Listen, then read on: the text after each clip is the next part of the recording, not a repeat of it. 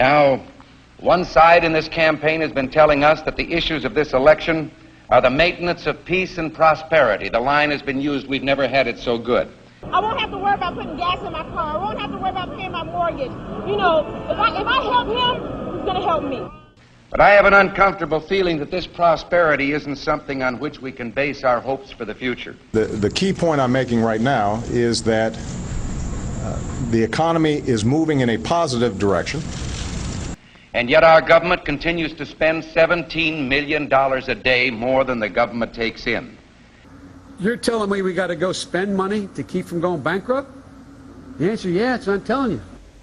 We've raised our debt limit 3 times in the last 12 months.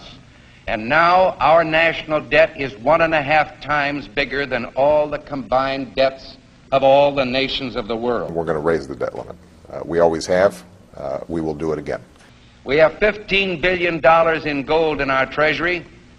We don't own an ounce. I have been informed that the majority plans to block consideration of this amendment, which is number 1367, regarding the transparency at the Federal Reserve. Foreign dollar claims are $27.3 billion. It said that China has now surpassed Japan as the U.S. government's largest creditor, owning at least 10% of all U.S. debt, perhaps as much as $700 billion. And we've just had announced that the dollar of 1939 will now purchase 45 cents in its total value. President Obama is expected to face tough questions over the U.S. decision to pump $600 billion freshly printed dollars into its economy. Now, the move is an attempt to revive the country's finances, but will result in the devaluation of the dollar. We're at war with the most dangerous enemy that has ever faced mankind in his long climb from the swamp to the stars. We've got to give them a stake in creating the kind of world order that I think all of us would like to see. And it's been said if we lose that war, and in so doing lose this way of freedom of ours, you'll construct a legal regime to make indefinite detention legal. history will record with the greatest astonishment that those who had the most to lose did the least to prevent its happening.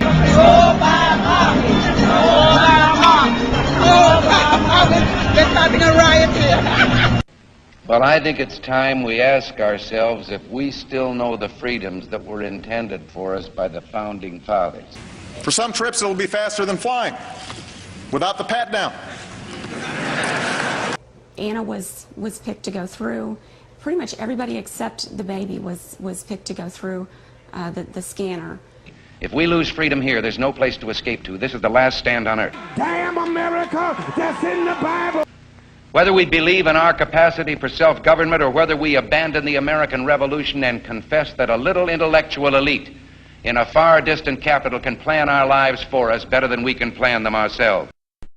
I've got a core set of values that I think have to be advanced, and that my individual salvation depends on our collective salvation. You and I are told increasingly we have to choose between a left or right. Well, I'd like to suggest there is no such thing as a left or right. There's only an up or down. We had an election, and it was about a direction for our country. And regardless of their sincerity, their humanitarian motives, those who would trade our freedom for security have embarked on this downward course. In this vote harvesting time, they use terms like the Great Society, or as we were told a few days ago by the President, we must accept a greater government activity in the affairs of the people. E pluribus unum, out of many, one. In the end, that's what this election is about. Well, the trouble with our liberal friends is not that they're ignorant. It's just that they know so much that isn't so. Over the course of 10 years, it would cost what it would cost us. All right, okay, we're going to. It would cost us about the same as it would cost